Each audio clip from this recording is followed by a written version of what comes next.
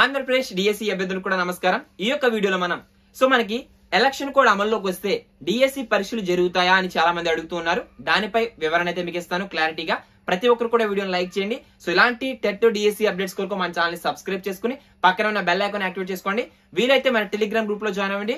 Video description లో link అయితే provide చేస్తాను. అయితే మనకి ఆంధ్రప్రదేశ్ రాష్ట్రంలో ఈ యొక్క డిఎస్సికి సంబంధించి మనకి మార్చి 15 నుంచి పరీక్షలు అయితే జరగనున్నాయి. అయితే ఈ నేపథ్యంలో మనకి మార్చి 12 లేదా మార్చి 16న అమల్లోకి వస్తుంది అంటున్నారు ఎలక్షన్ కోడ్.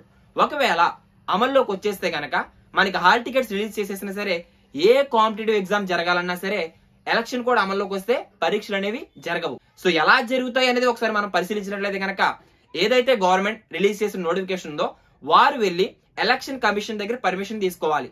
ఒకవేళ సరే ఇలాగ మేము నోటిఫికేషన్ ఇష్యూ చేసాం, ఎగ్జామ్స్ అనేది కండక్ట్ చేసుకుంటామని ఎలక్షన్ కమిషన్ వారు పర్మిషన్ ఇస్తే, సో నోటిఫికేషన్ ఇష్యూ చేసాం మేము ఎగ్జామ్ కండక్ట్ చేసుకుంటామని గవర్నమెంట్ ఎలక్షన్ కమిషన్ అడిగితే వారు పర్మిషన్ ఇస్తే ఇలా కండక్ట్ చేయండి అని పర్మిషన్ ఇస్తే ఎగ్జామ్స్ జరుగుతాయి.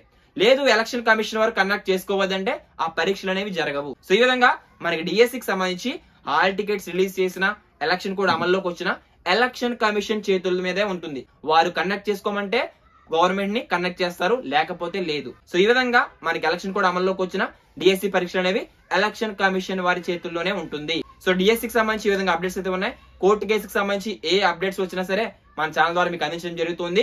All the best for everyone. మరొక ఇన్ఫర్మేటివ్ వీడియో కలుసుకుందాం. Thanks for watching. Have a nice day.